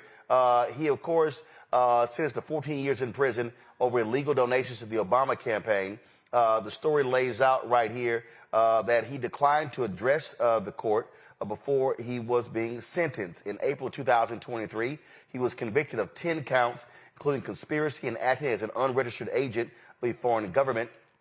Of course, a number of people testified in that trial, including Leonardo DiCaprio, as well as former Attorney General Jeff Sessions. Justice Department prosecutors, this is the AP story, said federal sentencing guidelines recommended a life sentence for Michel, whom they say, quote, betrayed his country for money and lied unapologetically and unrelentingly to carry out his scheme. His sentence should reflect the breadth and depth of his crimes, his indifference to the risk to his country, and the magnitude of his greed. His attorney said the 14-year prison sentence was, quote, completely disproportionate to the offense.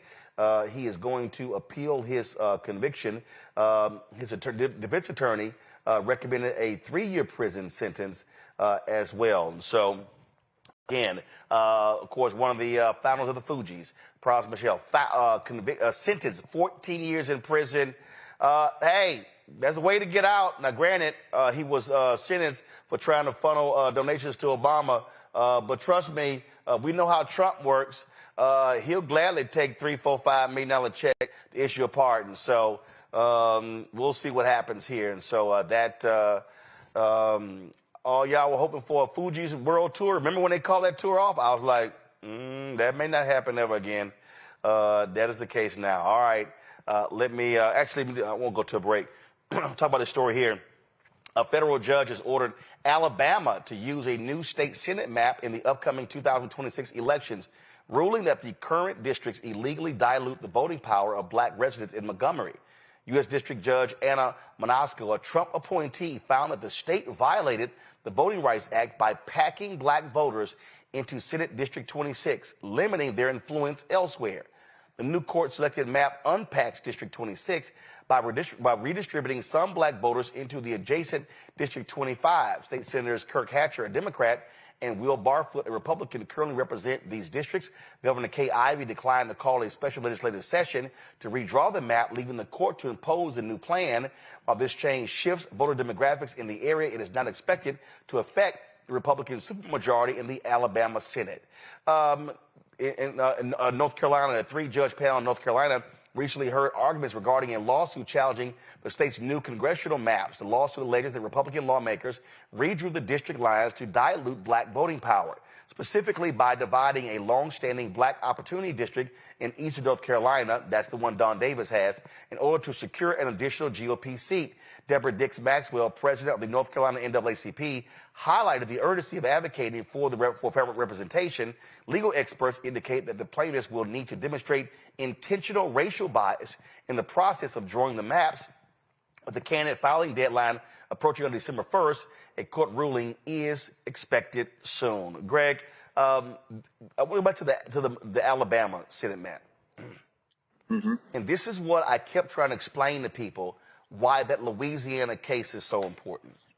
And if the Supreme Court rules in favor of the plaintiffs and they say race can't be used, what that is going to unleash, it is going to unleash potentially 12 to up to 30 CBC and Latino seats wiped out.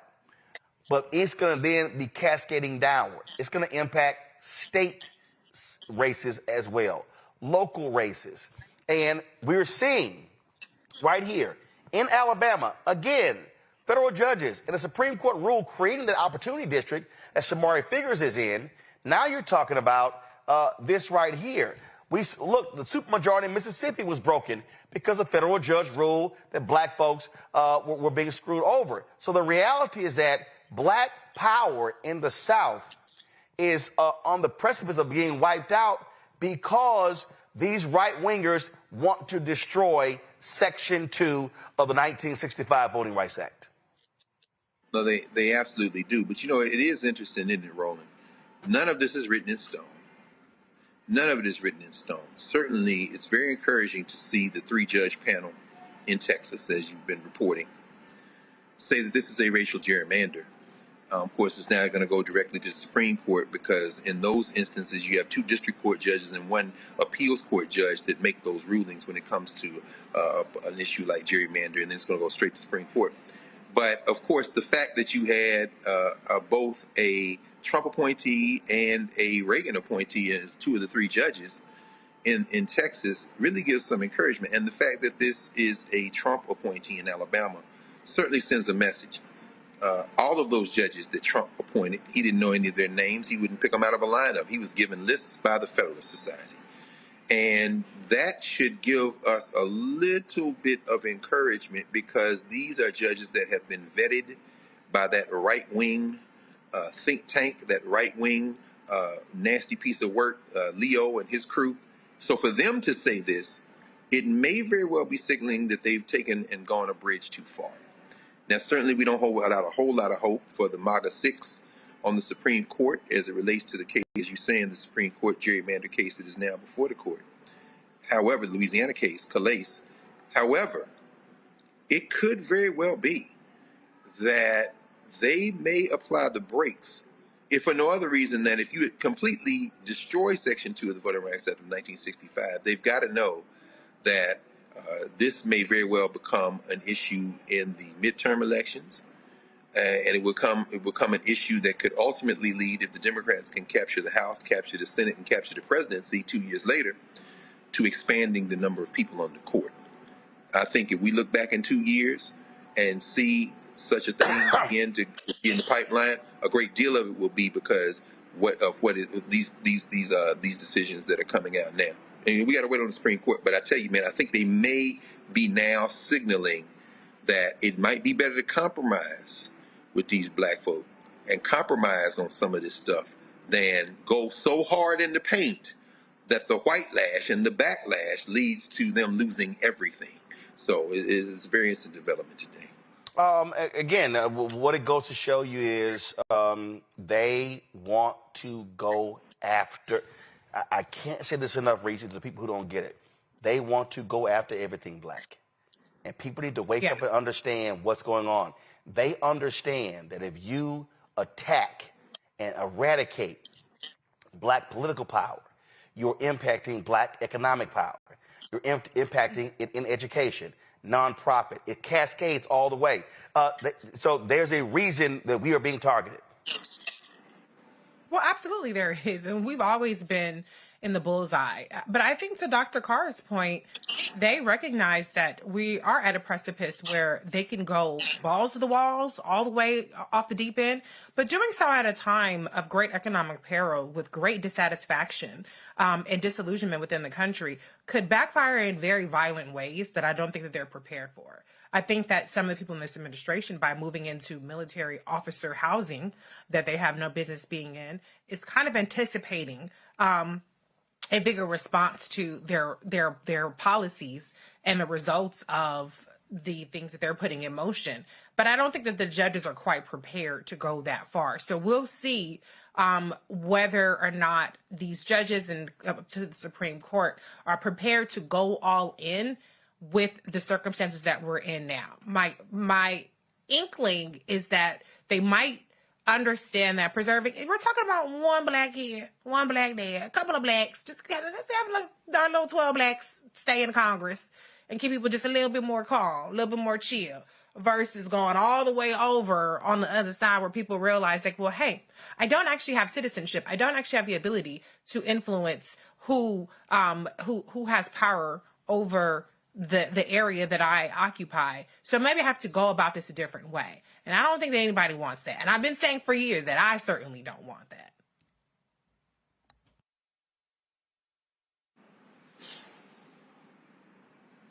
Boy. You know, one of the other concerns here is that, you know, it's hard to say that this isn't racially motivated and this is just about party politics when you're seeing rampant racism within the Republican Party and that they're putting it online and they're putting it in text and that they're saying it in speeches.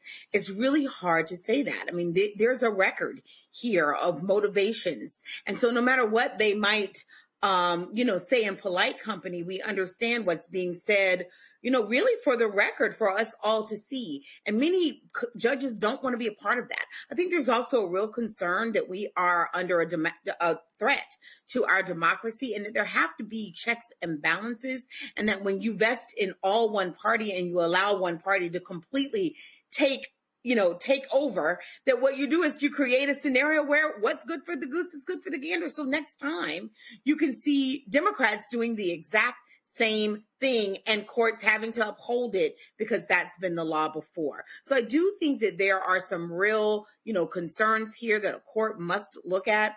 By and large, this court has also been hesitant to disadvantage Black people in terms of redistricting directly, right? There does seem to be some hesitancy by the court to do that.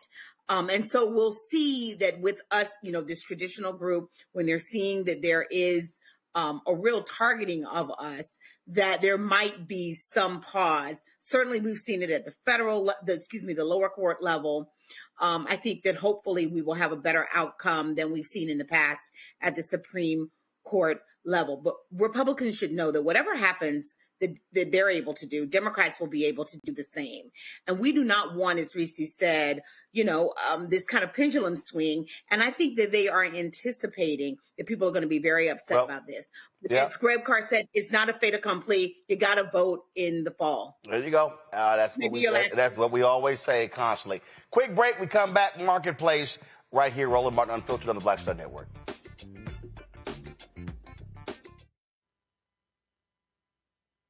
Are you ready for the holidays?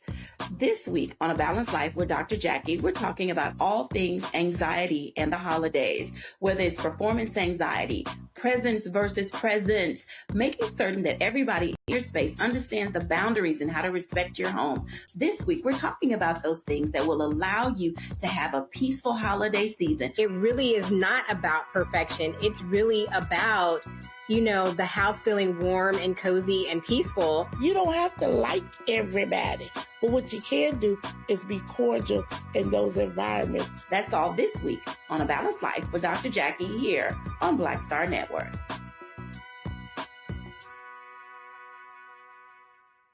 Hello, I'm Jamia Pugh. I am from Coatesville, Pennsylvania, just an hour right outside of Philadelphia. My name is Jasmine Pugh. I'm also from Coatesville, Pennsylvania. You are watching Roland Martin Unfiltered. Stay right here.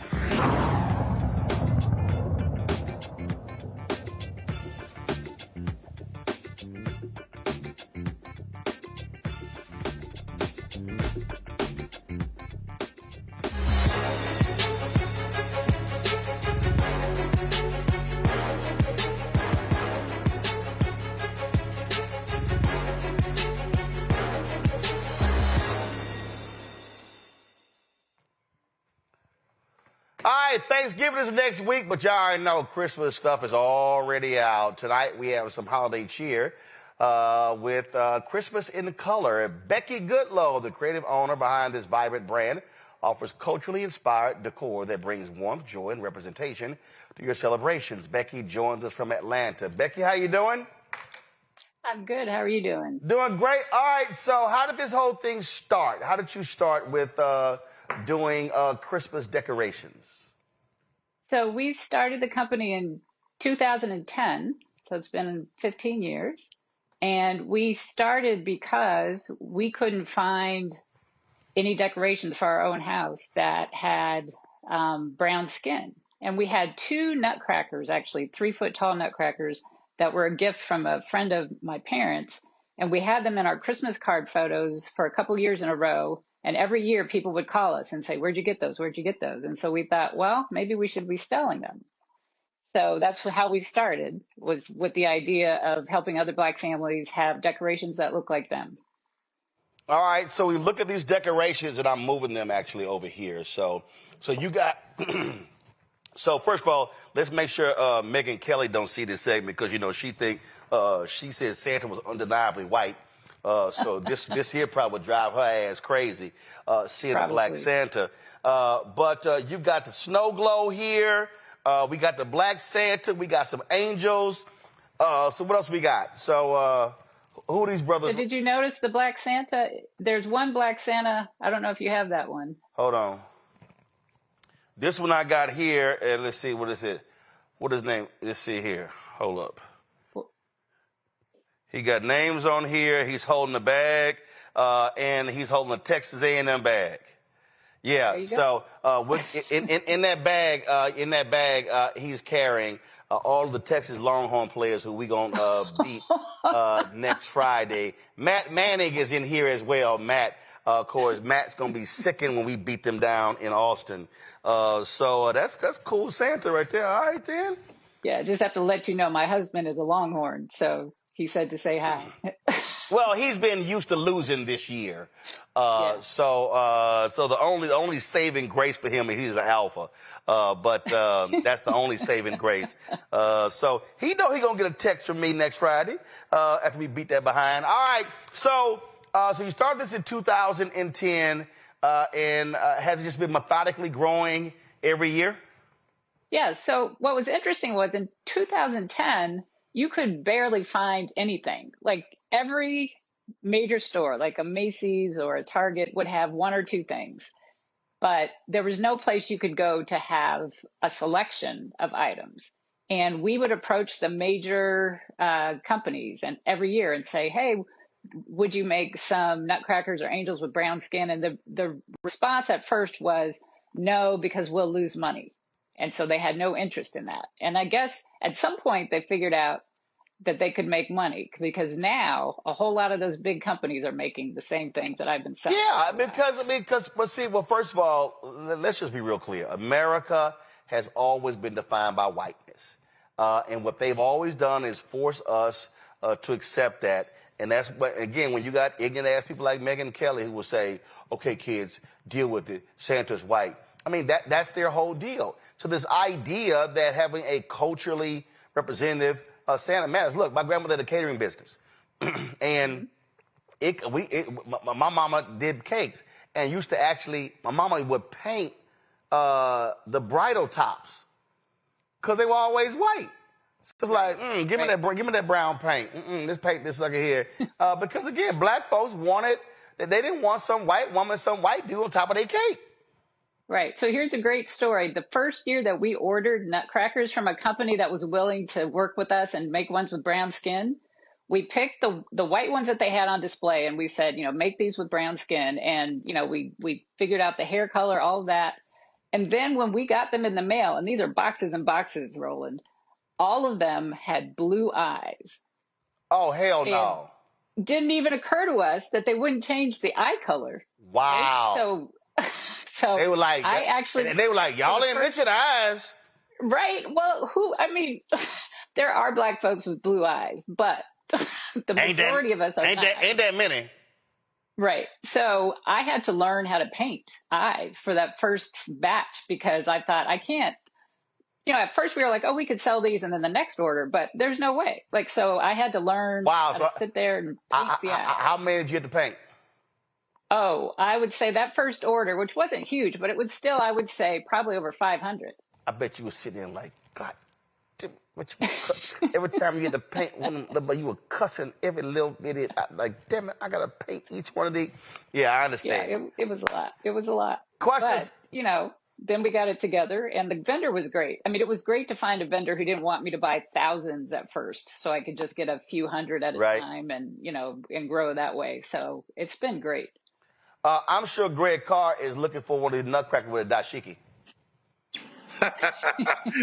You're not too far off, Rat. You're not too far off. But I must say, Sister Goodlow, I was very happy looking at the website to see Tuskegee, Tennessee State, Alma Mater, Howard, FAM, Jackson State, Southern, Grambling. Can I ask you a quick question on licensing? I know it's very popular now, particularly among young people like my students now. They're all going into business. Our good brother, Lanny Smith, at Actively Black, was able to get the licensing agreement to do a lot of the hoodies from HBCUs. But to see that many HBCUs represented in the ornaments, did you have to work some kind of licensing agreement out, not just with the HBCUs, obviously, but with the other schools as well to use the logos? No, so I worked with Santa's Workshop, which is the company that got the licenses. So that allowed me not, because it's, they're expensive. Yeah, so what you did is you went with a company that already had those very licenses. You did a deal with them. Right, and then I did a deal with them. Yep, makes sense. Makes sense. Reese. These ornaments are beautiful. I didn't know that nutcrackers had blue eyes because I only buy black stuff for my house. So I'm curious, what kind of stuff do you have for girls and for the ladies in terms of your products? So that's always a great question. In terms of your feminine, in terms of like female, yes. So we have a couple of female nutcrackers. What you looking for, Miss Santa? You looking for? I have a Miss Santa. I'm trying to figure out I have a Mrs. Claus. I have a Mrs. Claus, and I have a couple of female nutcrackers. I also have a lot of ornaments for little girls, especially ballerinas. So I have, because of the Nutcracker, the ballet, you have a lot of the dancers from the ballet. So I have lots of sets of ornaments of little girls. Perfect. Thank you. All right. Joy. I love this. And, I want to know a couple of things. One, just restate for us where we can buy all of your products and we can see some of those products with women and all the diversity on there. The other thing is, are there any major stores that have offered to put you on their shelves? I know that I remember, Anthropology sometimes has some things with, African-American products for Christmas. I don't see any yet. They need to be calling you. Well, thank you. You can find everything that I carry on my website, which is christmasincolor.com. And that shows I have, I think, over 140 products. So that way you can see all of them. It's hard to show all of them at once, but I went with just a sample so that you could see the different kinds. And then in terms of going into stores, it's tough. I've done some local things, but it's to do sort of a major thing at this point, because there are so many companies now that are doing it themselves. I'm not sure they need me at this point. And I know that sounds odd, but the product is out there for an Anthropology to get. They just have to know it exists. Gotcha. All right, then. Well, listen, folks, if y'all want to check out all of the products, simply go to shopblackstarnetwork.com. You will see these. Listen, y'all getting stuff. Look, you got angels and claws and Miss Claus. You got the lantern right here. You got the Nutcracker. This is absolutely fantastic. Y'all know we absolutely believe in supporting Black-owned businesses, and so what Becky is doing here is phenomenal. And so again, go to shopblackstarnetwork.com, shopblackstarnetwork.com to check it all out. We have them right there on the website. Christmas in color. And so, and in fact, y'all get gifts. Y'all can actually make this actually a Christmas gift for somebody else. And so y'all can hook them up. So y'all should go to the site now, buy the stuff down. So when y'all getting ready for Thanksgiving, some of y'all gonna be putting up y'all trees the next day or on the weekend. Boom, you can already crack all your stuff out and get ready for the Christmas season. Becky, anything else? I just wanted to say thank you for having me, and also thank you for doing this segment, because there's so many people who do want to shop with Black businesses. So it's nice to have a place to go to have actually a huge list of companies that are owned by Black folks. Well, that's why we started this from the beginning. And when we launched this show, we always had a marketplace segment to feature Black-owned businesses. And so that's why we're doing it. And that's the difference when you own it versus when you working for somebody else. That's right. All right. That's right. Thank you so much. I appreciate it. Thanks a lot. And tell your husband saw horns off. Saw horns off. But I will pass that along. Hey, Greg, her husband, he's a fellow alpha, but I want him to be in immense pain the day after Thanksgiving. Oh, man. So I want to say, brother, y'all choose violence, man. Y'all be choosing violence down there in Texas. Yes. Saw horns off. Is that? Yes, saw horns off. Absolutely. So that's how we do it. All right, Becky, thanks a lot. Thank you. Take care. All right, then. That's it for us. I know it's some stuff I didn't get to, y'all. I still ain't dealt with that racist Nick Fuentes. We just had so much other stuff. But that bigot, he's going to be there for quite some time any damn way. So we'll deal with him. So we'll deal with that.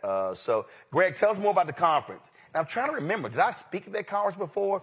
I was going through my stuff, and I know I spoke at a Black Educators Conference.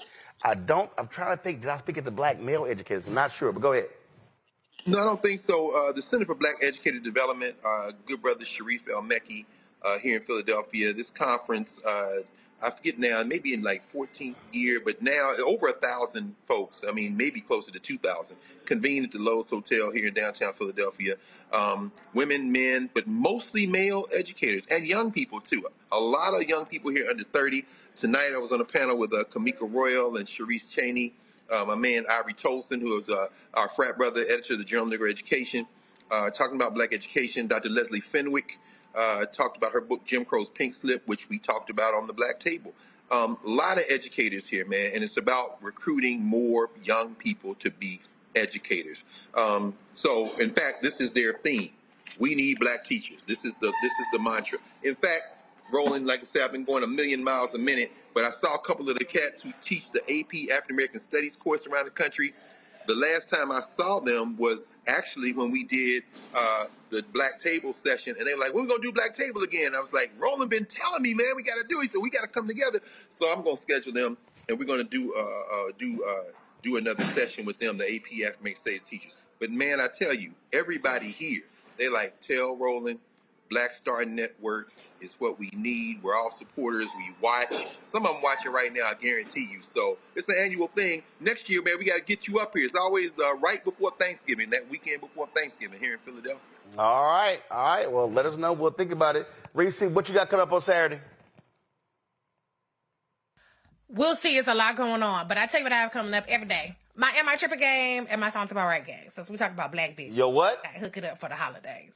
Am I Tripping? This is the second edition. Oh, Am I Tripping? got it. Girl, and my Sounds About Right game. Look like some Rice Krispies. I'm like, what's she holding up? What? No. AmITrippingGame.com is where you can get my games, okay, for that holiday fun. All right, then. Well, Greg, Reese, Joy, I appreciate y'all being on today's show. Thank you so very much. Folks, that is it for us. It's a whole lot going on. We are staying on top of this. And again, our goal is very simple. That is to cover the stories and the issues that matter to our people. That's what stands out to us. That's what we do. That's why we do what we do. We're not here to ask anybody's opinion. We ain't asking them permission. We're going to talk about what we want to talk about. And that's the way we roll. And so your support is crucial to us being able to do that. And so we want you to continue to support us in every way. If you want to join, matter of fact, I asked Keenan last night, our donors, we exceeded 35,000. A bunch of y'all have sent me checks. I picked them up from the post office today. I'll be opening those envelopes. So just letting y'all know. But we've got more than 35,000 donors, more than 150,000 downloads of our app. We got a lot of things going on, and don't forget, we made changes to BlackStarNetwork.com, and so now when you go to the website, you can see these stories. You can go to my iPad. Come on, so you now see this is the new look of BlackStarNetwork.com.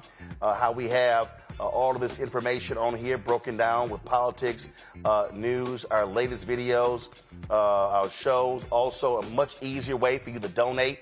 So you can it's right there. You can go to the site and you see right here how you can donate. The mailing, Keenan, let me know where the mailing address is. Maybe we should put it right here below there as well. So all that's on here, folks. And again, we use a black-owned company, Quantity, out of Los Angeles, to redo our website. And so we appreciate all of their work. Again, if you want to contribute to us via Cash App, use the Stripe QR code. You see it right here in the bottom left-hand corner. That's also for credit cards. Also, PayPal's R Martin Unfiltered, Venmo's RM Unfiltered, Zelle, Roland at RolandSMartin.com, Roland at RolandMartinUnfiltered.com. Text the money order. Make it payable to Roland Martin Unfiltered, P.O. Box 57196, Washington, D.C. 20037-0196.